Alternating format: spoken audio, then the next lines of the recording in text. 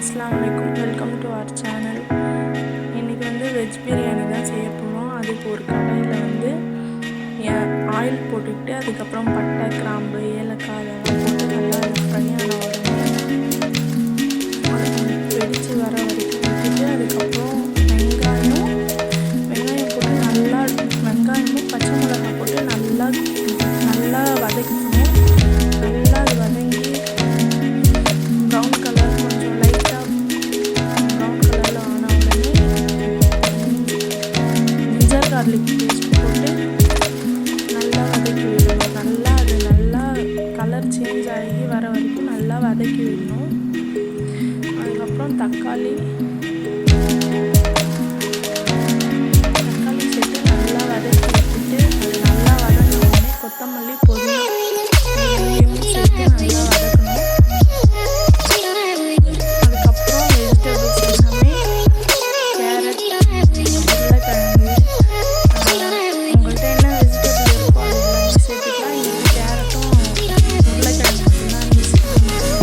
அதுக்கப்புறம் அது கொஞ்சம் நேரம் வதக்கிட்டு நல்லா அதுவும் அந்த வெங்காயம் அந்த பேஸ்ட் கூட நல்லா மிக்ஸ் ஆகி வந்ததுக்கப்புறம் உப்பு, மஞ்சள்தூள், மிளகுத்தூள், ஜீரகத்தூள்,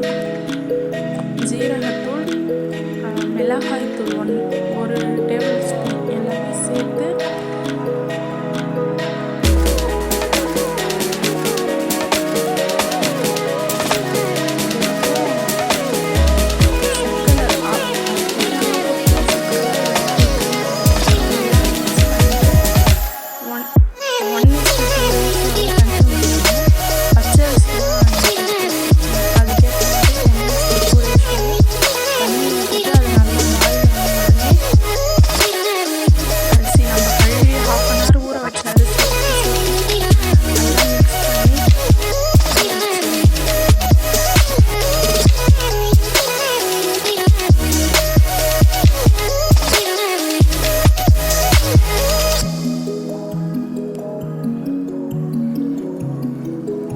அதுக்கப்புறம் அது நல்லா பாயில் ஆன உடனே ஒரு 2 டைம் ஓப்பன் பண்ணி நல்லா கிளறி விட்டுக்கிட்டே இருக்கணும். அதுக்கப்புறம் தம் போட்டுடலாம்.